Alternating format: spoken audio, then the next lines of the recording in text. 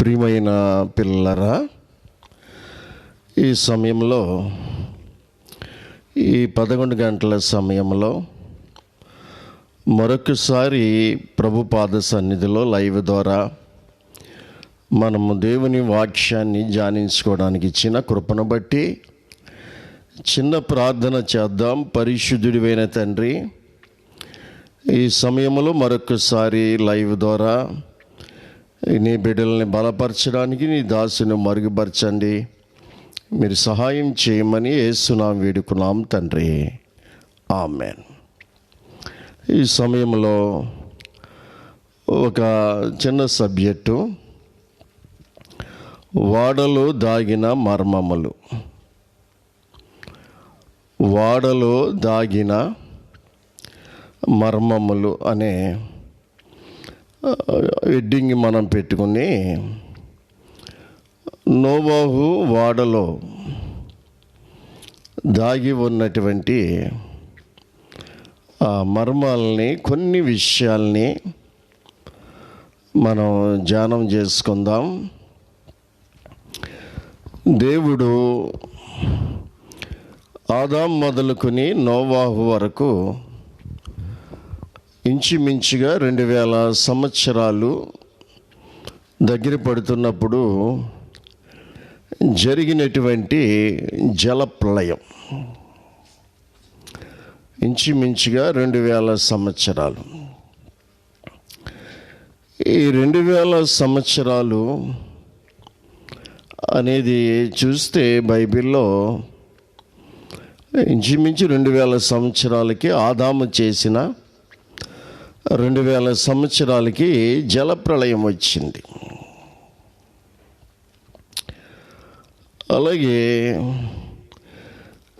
జలప్రళయము వచ్చిన 2000 సంవత్సరాలకి లోకరక్షకుడు భూమి మీద జన్మించాడు. 2000 సంవత్సరాలకి దాదాపుగా జలప్రళయం తర్వాత 2000 సంవత్సరాలకి లోకరక్షకుడు భూమి మీద జన్మించడం. ఇప్పుడు 2000 సంవత్సరాలు. ఈ 2000లో యేసుప్రభు వారు 2020 కదా, ఇప్పుడు 2020 యేసుప్రభు వారు భూమి మీద ఉంది. 33.5 సంవత్సరాలు భూమి మీద ఉన్నారు. ఇప్పుడు 20 కాబట్టి ఇంకా 13 సంవత్సరాలున్నర జరిగితే ఆ 33 తీసేతే 2000 సంవత్సరాలు కరెక్ట్గా జరిగినట్టుగా మనకి సంఘం ఎత్తబడేటువంటి టైంలో మనం ఉన్నాం.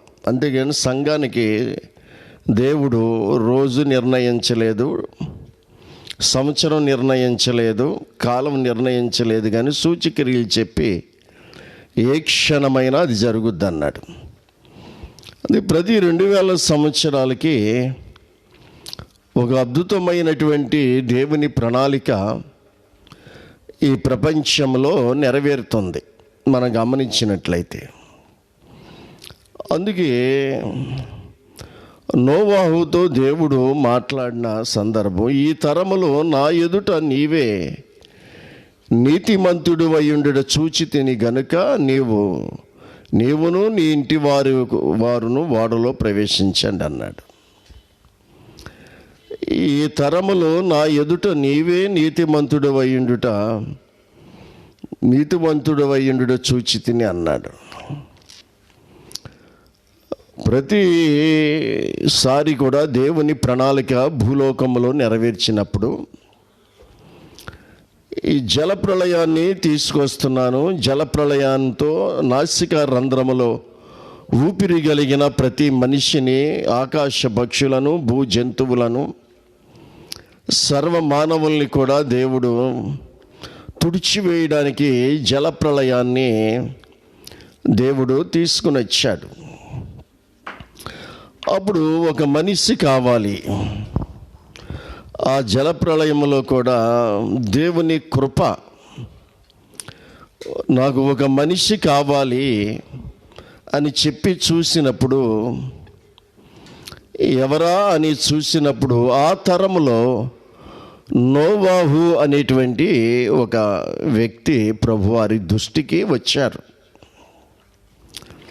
నోవాహు అంటే నెమ్మది కలగజేయవాడు అని అర్థం.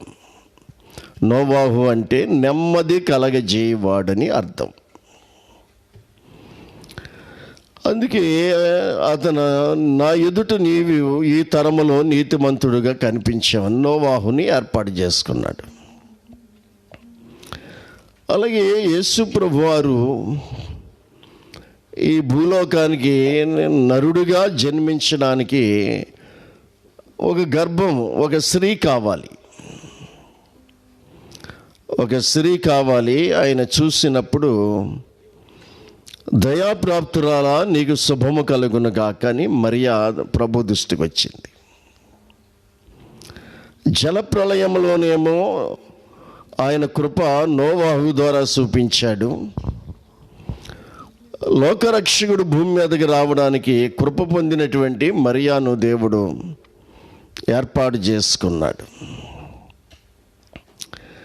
ఇక సంఘం ఎత్తబడే ముందు కూడా ఆయన కృప మెండుగానే ఉంటుంది. బుద్ధి కలిగినటువంటి కన్యకలు, సిద్ధపడినటువంటి వారిని దేవుడు ఏర్పాటు చేసుకుంటాడు. అందుకే ఆ జల ప్రళయంలో ఒక వాడను చేసుకోమని నోవాహుకి చెప్పాడు. చూసినట్లయితే ఆ జల ప్రళయంలో వాడను చేసుకోమని చెప్పినప్పుడు ఆ వాడను గురించి దైవజనుడు పేతురు గారు ఒక మాట పరిశుద్ధాత్మ ద్వారా అక్కడ మాట్లాడుతున్నటువంటి మాటను మనం అనేక సార్లు చదువుకున్నాం. అపోస్తలుడు అయినటువంటి పేతురు గారు మాట్లాడుతున్నటువంటి మాట ఏంటి అని చూసినట్లయితే, మొదటి పేతురు 3వ అధ్యాయం 21లో ఏమంటున్నాడంటే,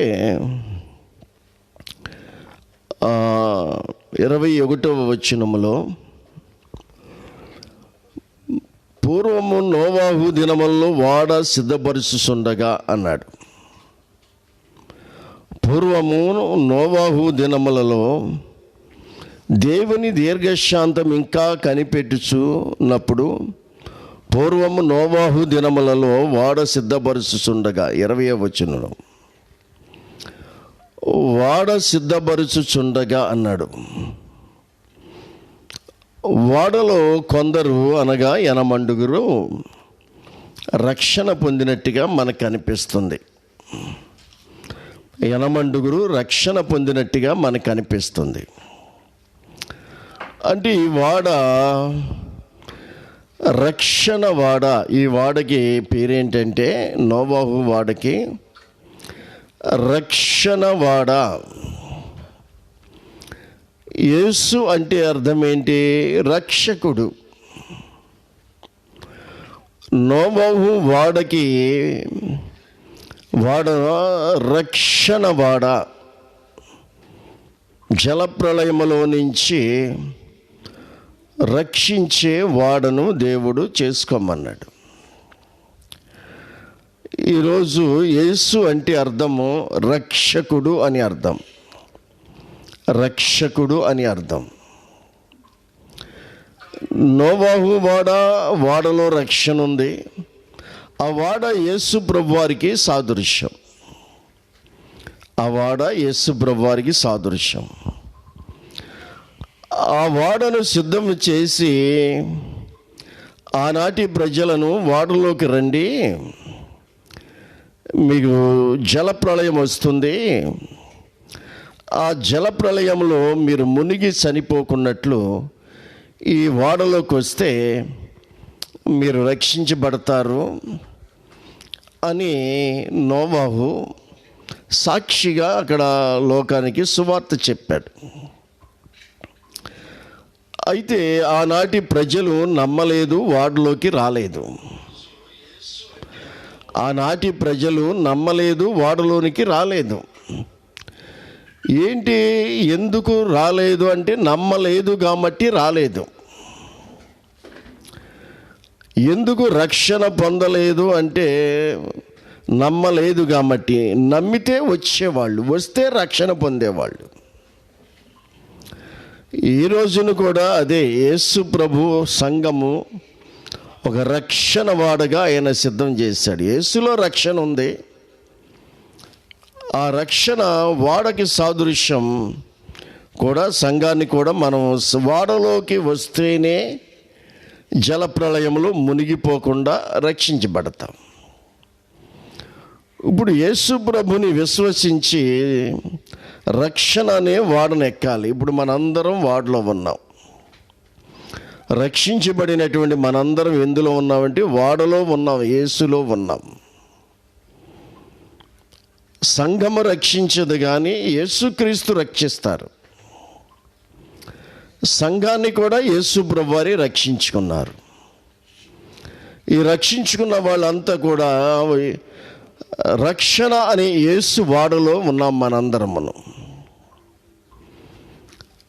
అందుకే ఈరోజు నమ్మితే వస్తారు, నమ్మకపోతే నశించిపోతారు అని నోవాహు ఆ వాడలోనికి రమ్మన్నాడు. ఈరోజు కూడా యేసు అనేటువంటి నామము ద్వారా రక్షణ ఉంది. అందుకు దేవుడు ఈ సబ్జెక్ట్లో వాడలో దాగినటువంటి విషయాలు, వాడలో దాగిన విషయాలు అనే విషయాన్ని మనం చూద్దాం. ఆదికాండము 6వ అధ్యాయంలో 14వ వచనంలో ఒక మాట అన్నాడు. వాడను స్థితిసారకపు మానుతో చేయమన్నాడు. వాడను ఏం రానుతో చేయమన్నాడని చూసినట్లయితే స్థితిసారకపు మ్రాను అని. ఇది సహజంగా ఈ రోజుల్లో ఈ మాను పేరు, ఈ చెట్టు, మ్రాను అంటే చెట్టు, ఆ కలపను తీసుకొచ్చి వాడను తయారు చేయమని దేవుడు మరి నోవాహుకి చెప్పాడు. ఈ రోజుల్లో ఈ పేరు స్థితిసారకపు మాను అనేది ఎక్కడ మనకి, మన దేశంలో ఎక్కడ వినిపించదు. ఎవరు వినరు. ఏదో ఒక మ్రాను అని చెప్పలేదు కానీ దేవుడు పేరు చెప్పాడంటే దాంట్లో కారణాలు ఉంటాయి. చూడు, మోషేని అరణ్యములో ప్రత్యక్ష గుడారములో మందసాన్ని చేయమన్నప్పుడు ఏం రానుతో చేయమని చెప్పాడు? తుమ్మ కర్రతో చేయమని చెప్పాడు. దేవుడు ఒకదాని పేరు చెప్పినప్పుడు దాంట్లో కొన్ని విషయాలు దాగుంటాయి. తుమ్మ కర్రతో చేయమన్నాడు. సహజంగా మనము ఏదైనా విలువైనటువంటి వస్తువులు తయారు చేసుకున్నప్పుడు మంచి విలువైనటువంటి టేకు, ఎర్ర చందనం, గుగ్గిలం, విలువైనటువంటి మ్రానులతోటి చేయించుకుంటారు. కానీ తుమ్మకర్ర ఏంటండి? తుమ్మకర్రతో విలువైనటువంటి మందసాన్ని చేయమని దేవుడు చెప్పాడు. ఎందుకంటే ఆ తుమ్మకర్ర చాలా గట్టిదే. తుమ్మకర్ర అది చాలా పైన నల్లగా ఉంటుంది దాని తోలు. ఆ తుమ్మకర్ర నిజంగా మరి సుడులు కలిగిందిగా ఉంటుంది. ఏమాత్రం సరళముగా ఉండదు పన్ను చేసుకోవడానికి. అటువంటి దానిని కోసి చిత్రీ పట్టి సమానం చేసి మరి విలువైనటువంటి దేవుని మందసాన్ని చేయమన్నాడు. దేవుడు పేరు చెప్తాడు, తుమ్మకర్రతో మందసాన్ని చేయమని. అలాగే నోవాహుని స్థితిసారకపు మానుతో వాడను తయారు చేయమని చెప్పాడు. ఈ స్థితిసారపు ఆ స్థితిసారకపు మ్రానులో ఉన్న విశేషం ఏంటి? అందుకనే వాడలో దాగి ఉన్న విశేషాలు అని హెడ్డింగ్ పెట్టుకోమన్నాను. ఏంటి అని చూసినట్లయితే ఆ మ్రానికి ఉన్నటువంటి లక్షణం ఏంటంటే, అది జలప్రళయంలో ఇంచుమించు 10 నెలల వరకు నీటిలో నానిపోయి ఉన్నా అది చివికిపోయి ఇరిగిపోయి పాడైపోయే లక్షణాలు లేవు దానికి. నీటిలో తడిచి కోలిది అది ఇంకా బిగిసిపోతూ ఉంటుంది. స్థితిసారపు మ్రానుకున్నటువంటి లక్షణం ఏంటంటే, నీటిలో తడిచి కోల్ది కూడా అది బిగిచి ఇంకా మరి బలంగా ఉంటుంది. ఎన్ని సంవత్సరాలైనా సివికిపోయి కుళ్ళిపోయి మరుగైపోకుండా భూమిలో కలిసిపోకుండా కొన్ని తరాల వరకు సజీవ సాక్ష్యంగా ఉండే ఒక లక్షణం స్థితిసారకపు మానులో ఉందన్నమాట. అందుకే ఈ రోజుని మన కాలంలో నోవాహు యొక్క తయారు చేసిన స్థితిసారకపు మ్రానుని మన కాలంలో కనిపెట్టారు అంటే 300 మూరల బారు, 50 మూరల ఎత్తు, 30 మూరల ఎడల్పు. ఇది దాదాపు సంవత్సరం కాలం పాటు ఉన్న తర్వాత నీటిలో అరారాతు పర్వతాలు అనేటువంటి ఎత్తైనటువంటి ఇజ్రాయేలీల్లో అరారాతు పర్వతాలు.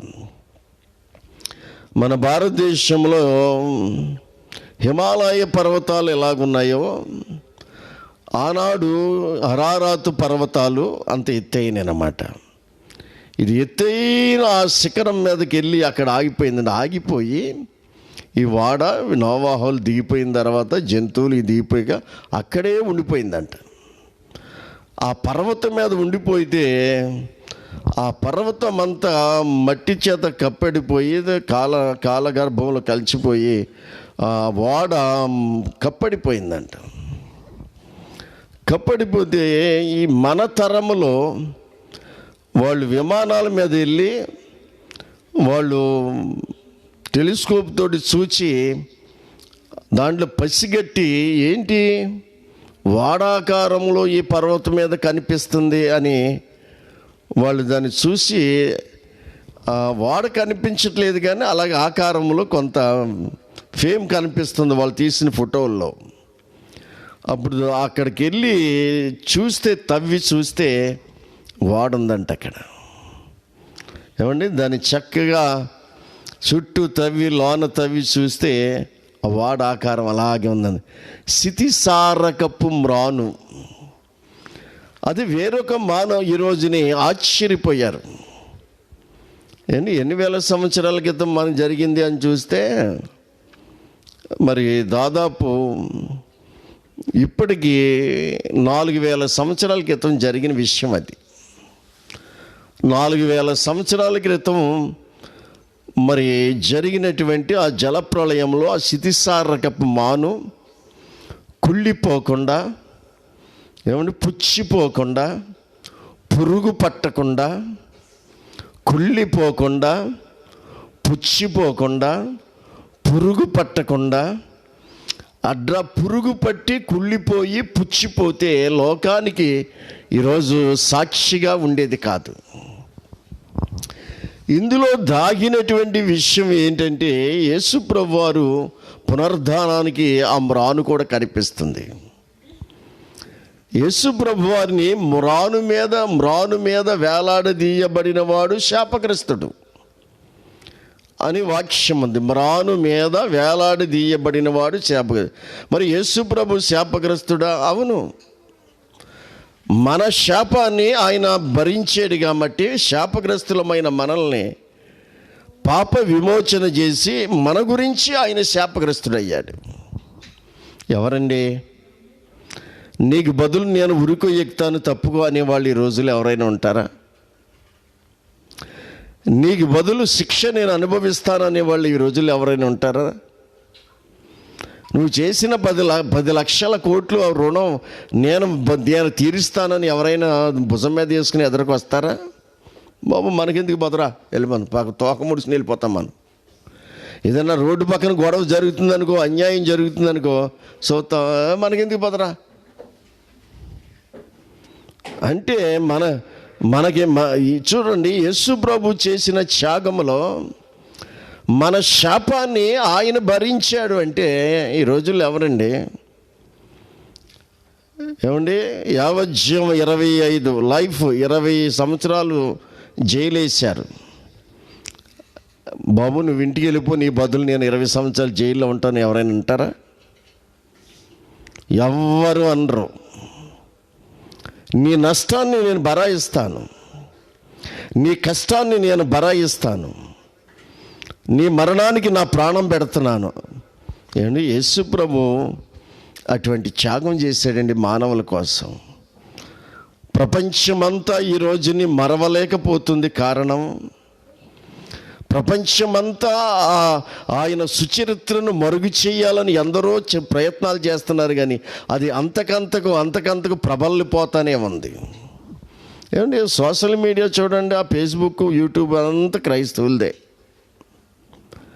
ఆ 99% క్రైస్తవులదే, మిగిలిన చెత్త కార్యక్రమాలు ఉంటాయి. నిజంగా క్రైస్తవుల ప్రోగ్రాంలు లేకపోతే సోషల్ మీడియా, యూట్యూబ్లో అంత ఖాళీ. ఆయన సుచరిత్ర అంతకంతకు పెరిగిపోతానే ఉంది ప్రపంచం అంతట్లో కూడా. ఎందుకంటే ఆయన చేసిన త్యాగం. అందుకే పౌలు అంటున్నాడు, సిలువ వేయబడినటువంటి పునరుద్ధానుడైన క్రీస్తుని మేము ప్రకటిస్తున్నాం. పుచ్చిపోతే, కుళ్ళిపోతే, పురుగులు పడితే ఈరోజు నోవాహు వాడ లోకానికి సాక్షిగా ఉండేది కాదు. యేసు ప్రభువాన్ని సమాధి చేసి చనిపోయిన తర్వాత ఆయన కుళ్ళిపోతే, ఆయన పురుగులు పడితే ఆయన గురించి నా పరిశుద్ధుని పురుగులు కుళ్ళు పట్టనేమని అన్నాడు దేవుడు. శితిసారక మాను ఎలాగైతే కుళ్ళిపోకుండా జలప్రళయంలో ఉండి ఇప్పటికి 4,000 సంవత్సరాలు కూడా సజీవంగా గుర్తుపట్టగలిగినటువంటి రీతిలో ఉందో, యేసు ప్రభు వారు కూడా కుళ్ళిపోలేదు. ఆయన పరిశుద్ధుణ్ణి కుళ్ళి పట్టనివ్వను అన్నాడు. ఒక యేసు ప్రభు వారి బాడీ 3 రోజులు సమాధిలో ఉంటే కుళ్ళిపోలేదండి, మాగిపోలేదండి. అలాగే లాజరు కూడా 4 రోజుల సమాధిలో ఉంది. 4 రోజుల సమాధిలో లాజరు బాడీలో కూడా మార్పు రాలేదు. ఎంత ఆశ్చర్యమైనటువంటి విషయం నిజంగా చూసినట్లయితే. అసలు దేవుని కార్యాలు ఎంత ఆశ్చర్యంగా ఉంటాయంటే, ఒక సంవత్సరం యేసు ప్రభు ఏమో 3 రోజులు సమాధిలో ఉన్నాడు. లాజరు ఏమో 4 రోజులు సమాధిలోంచి బయటకు వచ్చాడు. ఎలీషా శల్యము సంవత్సరం పై అయిపోతుందండి చచ్చిపోయి. ఏమండి, మరి ఎలీషా శల్యం తగిలి ఒకడు బ్రతికాడంటే ఆయన మరి ఎంత గొప్ప సంగతి, ఆయన ఎంత సర్వశక్తి కలిగిన వాడు. ఆ మ్రాను యేసు ప్రభు కుళ్ళు పట్టలేదు, ఆయన పురుగు పట్టలేదు. ఆయన తీసుకోమన్నప్పుడు మన్నాను ఇశ్రాయేలు ప్రజల్ని, మీరు విశ్రాంతి దినం బయటికి వెళ్ళకూడదు కాబట్టి 2 రోజులకు సరిపడగా శుక్రవారమే తెచ్చేసుకోండి. రోజు 2 కేజీలు తెచ్చుకునేవారు, ఇప్పుడు 4 కేజీలు తెచ్చేసుకోండి. శనివారం బయటికి వెళ్ళొద్దు, శనివారం విశ్రాంతి దినం అన్నాడు. వాళ్ళు తెచ్చుకున్నారు. ఇక్కడ ఒక పాయింట్ ఏంటంటే, ఏ రోజు మన్నా ఆ రోజునే మీరు తెచ్చుకోండి 2 కేజీలు అన్నాడు అనుకో, తెచ్చుకున్నారు. కొంతమంది సోమరోళ్ళు ఏం చేశారంటే, రేపేమి వెళ్తావులే అని చెప్పేసి 4 కేజీలు తెచ్చుకుని ఇంట్లో పెట్టుకున్నాడంట. తెల్లారిదప్పటికి 2 కేజీలు ఏముంది, మిగిలిన 2 కేజీలు ఏమైందంటే కులిపోయింది, పురుగులు పట్టేసింది. చూసావా? ఎక్కువ కూర్చుకున్న వాడికి ఎక్కువ లేదంట, తక్కువ కూర్చుకున్న వాడికి తక్కువ లేదంట. ఏమన్నా రెండు ఏ రోజుది ఆ రోజే తెచ్చుకోమంటే అలాగే ఉంది, తిన్నారు. ఎక్కువ తెచ్చుకున్న వాడికి పురుగు పట్టి కంపు కొట్టిందంట.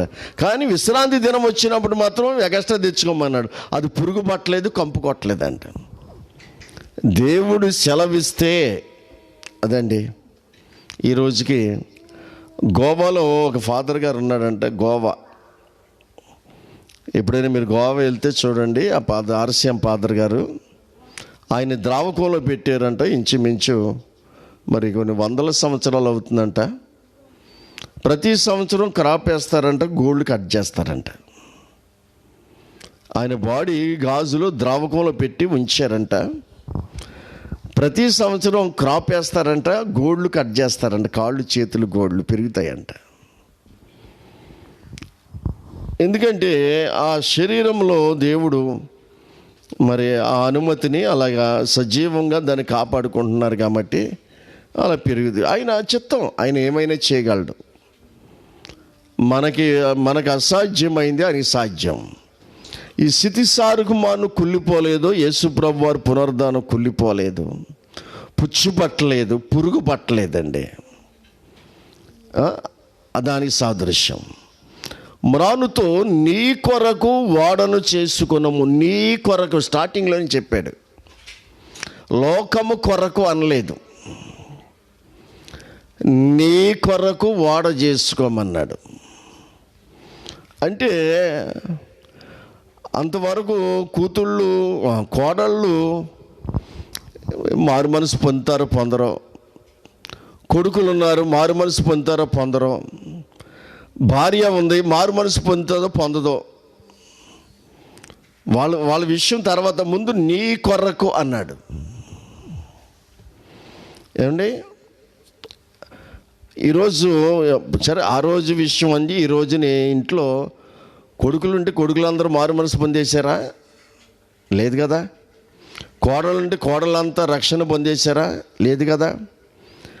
భార్య రక్షణ పొందితే భర్త పొందలేదు, భర్త రక్షణ పొందితే భార్య పొందలేదు. తండ్రి మారితే తల్లి మారలేదు, తల్లి మారితే తండ్రి మారలేదు. ఉన్నారు, తేడా ఉంది కదా. అందుకు నీ కొరకు అనే విషయాన్ని, ఇది పర్సనల్. నీ కొరకు, మొదట మన కొరకు. దేవుడు నన్ను దర్శించాడు, నా ప్రభువు నన్ను ఆకర్షించాడు. ఏ సూచక్రియ చూపించలేదు, ఏ కళలు దర్శనాలు, లేకపోతే నా అప్పులన్నీ తీర్చేసిన మళ్ళీ మారిపోలేదు. నేను నిజానికి అప్పులు తీరుతాడని భయంకరమైన అప్పుల్లోనే ప్రభు విశ్వసించాను. అయితే అది వేరే సబ్జెక్ట్. ఏవో రోగాలు పోతే రక్షణ పొందలేదు. ఏదో మేలు జరిగితేనే ప్రభు దగ్గరికి వచ్చి మారి ప్రభు రక్షణ పొందుకోలేదు. నేను ఏం జరిగిందంటే తండ్రి ఆకర్షించాడండి, అంతేనండి. నా జీవితంలో నేను దేని మీద, రోగాల మీద పునాది వేసుకుని ప్రభు దగ్గరికి రాలేదు, లేకపోతే మరొకటి దాని మీద పునాది వేసుకుని, కానీ తండ్రి ఆకర్షించాడు అంతే. నా తండ్రి, పరలోకమందున్న తండ్రి ఆకర్షించాడు, ఆయన దగ్గరకు వచ్చాను. ఈ రోజుకి ఎన్ని కష్టాలైనా కానీ ఆయన వైపే ఉన్నా కానీ లోకంలో పాపంలో పడిపోలేదు. కొంత సందర్భాలు నోరు జారొచ్చు, చేయి జారొచ్చు, కానీ బుద్ధిపూర్వకంగా పాపంలో పడిపోలేదు. అందుకనే మనం చూసినట్లు నీ కొరకు నన్ను రక్షించుకున్నాడు.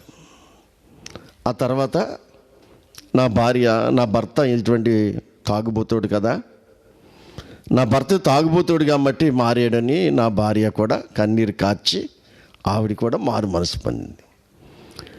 మేమిద్దరం మారు మనసు పొందిన తర్వాత నా తల్లిదండ్రులు ఇద్దరు కూడా, మరి నా కొడుకు కోడలు ఇటువంటి తాగుబోతాడు, సినిమాలు చూసేవాడు, తిరిగేవాడు మారిపోయాడని నా తల్లిదండ్రులు కూడా రక్షణ పొందారు.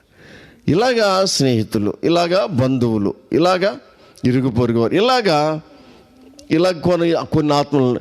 ముందు నీ కొరకు, ముందు మన కొరకు. అప్పుడు నీ కొరకు అన్నదాన్ని కిందకి 7వ అధ్యాయంలోకి వచ్చేటప్పటికి ఏమన్నాడు? నీ ఇంటి వారు కొరకు అన్నాడు. వీళ్ళు ఏకీభవించారు. నోవహుతోటి దేవుడు చెప్పిన దానికి ఏకీభవించారు. మా మామగారితోటి దేవుడు చెప్పాడని కోడళ్ళు ఇంట్రెస్ట్ చూపారు. మా డాడీతోటి దేవుడు మాట్లాడాడని కొడుకులు వాళ్ళు కూడా లోబడ్డారు. ఇక భార్య అంటావా, భర్త చెప్పిన మాట బట్టి భర్తలిద్దరూ కుటుంబం అంతా కూడా ఒక మాట మీద నిలబడ్డారు. అందుకని లోకం మీద నేరారోపణ చేయడానికి ఆ కుటుంబం రేపొద్దున రాబోయే తీర్పులో, ఏమంటే అంచె తీర్పులో నోవాహు అంట లోకం మీద నేరారోపణ చేస్తాడంట. ఆనాటి లోకంలో ఉన్న ఆనాటి ప్రజలందరినీ పక్కన నిలబెట్టి, జలప్రళయంలో చచ్చిన వాళ్ళు అందరూ రండి, జలప్రళయంలో చచ్చిన వాళ్ళు రండి, సొదొమ గొమొర్రా కాలిపోయిన వాళ్ళు రండి, కోర్టులో పిలుస్తారు చూసావా, హకీం గాబ్రియలు చెరుకువాడ కోర్టులో పిలుస్తూ ఉంటారు. అలాగ అంచు తీర్పులో నోవా జలప్రళయంలో మూలి చచ్చిన వాళ్ళు రండి, జలప్రళయం దగ్గరికి మొత్తం అందరూ వస్తారు. నోవాహు బోన్లో ఉంటాడు. మీరేంటి ఈ నేరారోపణ నేను చెప్పానండి, వాడు తయారు చేసుకోవడం వీళ్ళు రమ్మని రాలేదు. నిజమేంటి, ముఖం ముందు అద్దం ముందు అడగండి అండి. చెప్పండి, లోకం మీద నేరారోపణ అంట. అలాగే శాబాదేశు రాణి కూడా అంతే. ఈ తరం మీదకి నేరారోపణ అంటే కొన్ని విషయాలు ఉన్నాయి. అందుకే నీ కొరకు వాడ చేసుకొనుము అని చెప్పి అన్నాడు. చేసి అరలు పెట్టమన్నాడు. అందుకని వాడలోని విశేషాలు అని చెప్పిన అరలు పెట్టమన్నాడు. 3 అరలుగా చేయమన్నాడు. ఏమండి, కింద అంతస్తు, 2వ అంతస్తు, 3వ అంతస్తు. అంతస్తు అనేది ఆత్మీయ అనుభవానికి సాదృశ్యం. అంతస్తు అనేది ఐశ్వర్యానికి, ఆత్మీయ అనుభవానికి. అంతస్తులు కట్టేవాళ్ళు ఐశ్వర్యవంతులైతేనే కట్టగలుగుతూ ఉంటారు. 110 అంతస్తులు కట్టారంటే నువ్వు నేను కట్టగలమా? ఏమండి, 100 అంతస్తులు కట్టారంటే నువ్వు నేను కట్టగలమా? ఐశ్వర్యవంతులు, వాళ్ళ ఐశ్వర్యవంతులు మట్టి కట్టగలిగారు. ఇది 3 అంతస్తుల అనుభవం. క్రైస్తవ్యం 3 అంతస్తుల అనుభవం అన్నమాట. 3 అంతస్తుల అనుభవంలోనే 3 కుంచాల పిండిలో దాచినటువంటి పుల్లని పిండి అన్నాడు యేసుప్రభు వారు. 3 కుంచాల పిండిలో ఒక స్త్రీ పుల్లని పిండి దాచిందంట. 3 కుంచాల పిండిలో దాచిందంటే పుల్లని పిండి దాచిందంటే ఏంటి? 3 కుంచాల పిండి మంచిది, ఈవిడ దాచింది పుల్లని పిండి. ఈ పుల్లని పిండి వల్ల 3 కుంచాల పిండి పులిసిపోకుండా దాచిందంట. గొప్ప సంగతి అన్నమాట. మంచి పిండిలో పుల్లని పిండి అయ్యి దెబ్బకు పులిసిపోద్ది. కానీ 3 కుంచాల పిండిలో దాచినటువంటి పుల్లని పిండి గొప్ప సంగతి అన్నమాట. నిజంగాను ఒక రకంగా చూస్తే మరి ఆ విధంగా అరలు పెట్టి తండ్రి, కుమార, పరిశుద్ధాత్ముడు ఈ సంపూర్ణ అనుభవం. అసలు బాప్తీసాల దగ్గరికి వచ్చేటప్పటికే ఈరోజు నేను చాలా వంకర మాటలు మాట్లాడుతున్నారు. తండ్రి యొక్కయు, కుమారుని యొక్కయు, పరిశుద్ధాత్మ నామములో బాప్తీసం ఇవ్వండి అని యేసు ప్రభువారు నోటితో చెప్పాడు. ఇవ్వండి అని మత్తయి సువార్త నోటితో చెప్పాడు. ఈ రోజుని యేసునామములో బాప్తిసం ఇవ్వాలి, యేసునామములో తప్పితే అది ఆ బిరుదులు ఇవ్వకూడదని చెప్పేసి యేసునామముని. ఏమండి, బైబిల్ని అక్షర రూపంగా తీసుకుంటే అన్ని తప్పులే. తండ్రి అంటే ఎవరు? యేసు కదా. కుమారుడు అంటే ఎవరు? యేసు కదా. పరిశుద్ధాత్ముడు అంటే ఎవరు? యేసు కదా. రుజువులు చూపించగలం, నీకు వేరుగాను చూపించగలము, విడగొట్టి చూపించగలం. అది త్రియేక దేవుడని ఎందుకన్నారు భక్తులు? మామూలు విషయాలు అర్థం చేసుకోలేక అపొస్తలులు ఎక్కడైనా తండ్రి, కుమార, పరిశుద్ధత నామములో బాప్తిసం ఇచ్చారా చూపించండి అంటారు. అక్షరంలో కనిపించదు. అపొస్తలులు యేసుని సిలువేశారు. ఇశ్రాయేలు యూదులు వాళ్ళు ఏం చేశారంటే, మీరు సిలువేసిన యేసు అని చెప్పి వాళ్ళని నొక్కనించినట్టుగా వాళ్ళతో ముఖంలో చెప్పి రొమ్ముల్లో గుద్దినట్టుగా ఆ మాట చెప్పేవారు. యేసుని గురించి బోధించారు. యేసుని సిలువేశారు కాబట్టి ఆ యేసు నామములు అని చెప్పేసి. అంటే దానికి అర్థం ఏంటంటే, ప్రభు అక్కడ చెప్పింది తండ్రి యొక్కయు, కుమారుని యొక్కయు, పరిశుద్ధాత్మ యొక్క నామములోనికి, నామములు అనలేదు. నామములు అంటే నువ్వు బిరిది కింద కొట్టి పారేది. నామములోనికి అంటే నామం ఒకటే, మూడు కూడా ఒకటే. ఏసన్న తండ్రి అన్న ఏసే. నేను తండ్రి నామమును వచ్చాను అన్నాడు. నువ్వేమంటావు ఇప్పుడు చెప్పు మరి? యేసు బ్రహ్మ అంటున్నారు నా నామం కాదు, నేను తండ్రి నామాన్ని వచ్చాను అంటున్నాడు. తండ్రి నామం, ఈ నామం ఏంటి? యేసు అంటే తండ్రి నామం యేసే. యేసు అంటే ఏంటి అర్థం? రక్షకుడు. అందుకనే మర్మమైనటువంటి బైబిల్ బోధకులు కూడా ఈ రోజుని తలకిందులు అయిపోయి శాఖల్ని ఎడగొట్టేసుకుని మనుషులు తలపోట్లు వచ్చేలాగా నానా చెత్త బోధలు చేసి గలిబిలి చేసి పడేసి యేసు నామలు ఇవ్వకూడదు, తండ్రి కుమార్ నామలు ఇవ్వకూడదు అని చెప్పేసి మరి అరలు పెట్టి అన్నాడు. అరలు పెట్టి వాడడం చేయమన్నాడు. అదే మరి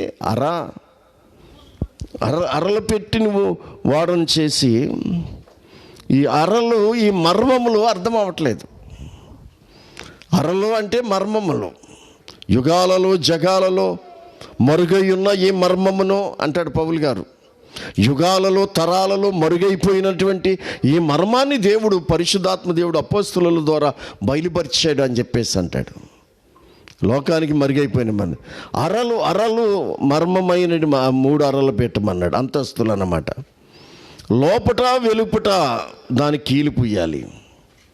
ఏమంటే లోపట వెలుపట, లోపల ఒక రకంగాను బయట ఒక రకంగా ఉండకూడదు సంఘం.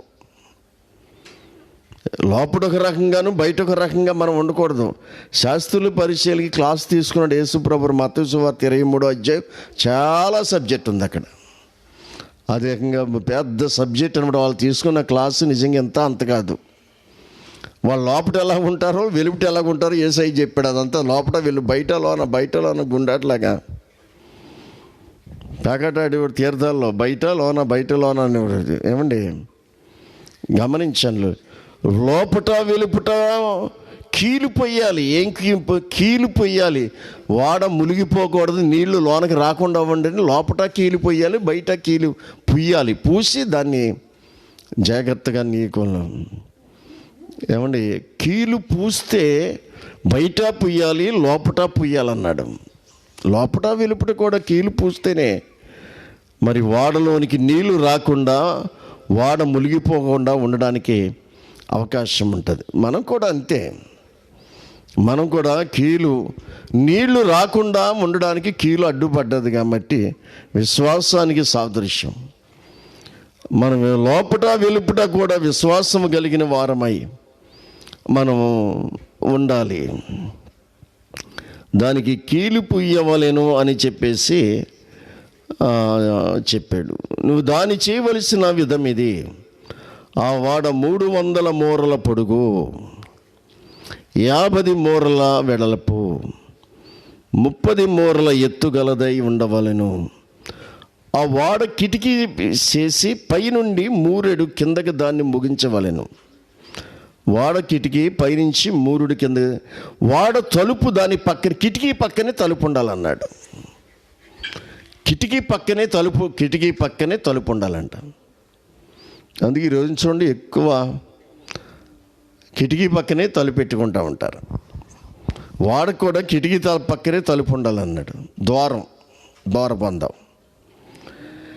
ఈ కిటికీ ఎవరు, ద్వారబంధం ఎవరు? ఈ 2 కలిసి ఉండాలి, ఇడిపోకూడదు. కిటికీ పక్కనే తలుపు. ఈ వాడకి ద్వారము 3 అంతస్తులకి ఒకటే ద్వారం. వాడల్లో విశేషాలంటే మనం ఆలోచించవలసింది. వాక్యం అందరూ చెప్తారు, అందరూ బోధిస్తారు, కేకల బొబ్బలు వేసి చెప్పేయచ్చు. అది కాదు. అందులో సారాంశాన్ని మనం చూడాలి. కేకల బొబ్బలు కుప్ప నూర్పులు ఇత్తులు ఉండవరండి అనేవారు ఇది వరకు. కుప్ప పడగొట్టారండి కానీ దొడ్లు కొట్టి ఆటలు కొట్టి కేకల బొబ్బలు తెల్లారిదేవుడికి ఒడ్లు లేవంట.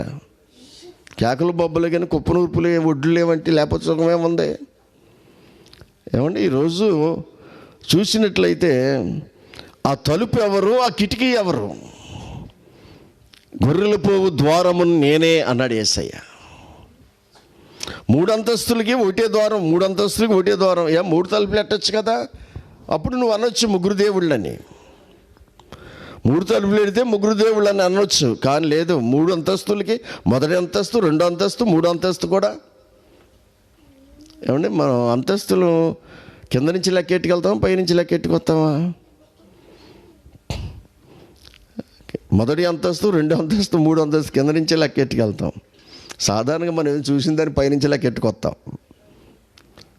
సాధారణంగా ఎక్కువ విషయాలు రివర్స్ అవ్వకూడదు. తండ్రి, కుమార, పరిశుద్ధాత్ముడు. అందుకని పరిశుద్ధాత్ముడు, కుమారుడు, తండ్రి అంటావా? అసలు తిరుగుతుందా నోరు?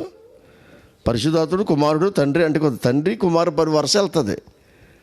గమనించండి. ఆ తలుపు ఎవరంటే 3 అంతస్తులకి తలుపు ఎవరంటే యేసు ప్రభువు వారు. ఆయన ద్వారానే 3 అంతస్తుల అనుభవంలోకి వెళ్ళాలి. ఆయనే, ఆ యేసే. పక్కన కిటికీ ఉంది కదా, తలుపు పక్కన కిటికీ ఉంది కదా. కిటికీ దేనికంటే? కిటికీ అంటే గాలి రావడానికి, వెలుతురు రావడానికి. కిటికీ ఎందుకు పెడతా? కిటికీలు తలుపులు ఉన్నదాన్ని ఇల్లు అంటారు, కిటికీలు తలుపు లేనిదాన్ని మందిరం అంటారు. ఏసన్ గారు అదే చెప్పేవాడు. కిటికీలు తలుపులు ఉంటే ఇల్లు అంటారంట, కిటికీలు తలుపులు ఉంటేనేమో ఇల్లు అంటారు, కిటికీలు తలుపులు లేని దాన్నేమో మందిరం అంటారంట. ఆయన అందుకని మందిరాలకి తలుపులు కిటికీలు పెట్టడం. హోసన్న మినిస్ట్రీ మందిరాల్లో ఆ దైవజనుడు అనుభవాలు అలా ఉంటాయి, ఓపెన్గా ఉంటాయి. ఎక్కడికి వెళ్ళినా, ఎవరు వెళ్ళినా ప్రార్థన చేసుకుని రావడమే. తలుపులు వేసేసుకుని, తాళాలు వేసేసుకుని, కిటికీలు వేసుకుని, తలుపు రెక్కలెట్టేసుకుని ఇల్లు లేగానే ఇల్లుతో సమానం అంట. అందుకే 3 అంతస్తులు కూడా ఒకటే ద్వారం. దాని పక్కనేమో కిటికీ ఉంది. కిటికీ వెలుతురు రావడానికి, గాలి రావడానికి. వెలుతురు, గాలి, ఇది రెండు ప్రాముఖ్యమైనవి. అందులో వెలుతురు, గాలి వస్తే మనుషులు రారు కదా. ఈ ద్వారబంధంలోంచి మనుషులు వెళ్ళాలి. కిటికీ పక్కనే, తలుపు పక్కనే కిటికీ ఉండాలి. ఎందుకన్నాడంటే ఈ ద్వారబంధంలోంచి మనుషులు రక్షించబడ్డ వాళ్ళు వెళ్తారు. ఈ కిటికీలోంచి మనుషులు వెళ్ళరు. గాలి వెలుతురు వస్తుంది, గాలి వెలుతురు వస్తుంది. అది పరిశుద్ధాత్ముడికి సాదృశ్యం. గాలి వెలుతురు పరిశుద్ధాత్ముడి సాదృశ్యం. అందుకని కిటికీ పక్కనే తలుపు, తలుపు పక్కనే కిటికీ, పరిశుద్ధాత్ముడికి సాదృశ్యం అన్నమాట. ద్వారమే యేసు ప్రభువు వారికి సాదృశ్యం. అందుకు అలాగా ఆ వారిని సంపూర్ణం చేశాడు. ఆ వారిలో ఉన్నటువంటి ఆత్మీయ విశేషాలు చిన్న ప్రార్థన చేసుకుందాం. పరిశుద్ధుడివైన దేవా, మీకు స్తోత్రాలు నాయనా. మరి నోవాహు వాడలో దాగి ఉన్న విశేషాలు, వాడలో దాగి ఉన్నటువంటి విషయాల్ని మీరు కొన్ని బయలుపరిచారు. ఈ లైవ్ ద్వారా ఏకీభవించిన బిడ్డలు ఆసక్తితో వారు విన్నారు. వారి జీవితాల్లో బలపరచబడ్డానికి కృప చూపించండి. రాత్రికి మరలా నాయన మరొక అంశంతో నీ సందులో రావడానికి సహాయం చేయమని యేసు నామమున వేడుకుంటున్నాం తండ్రి. ఆమేన్.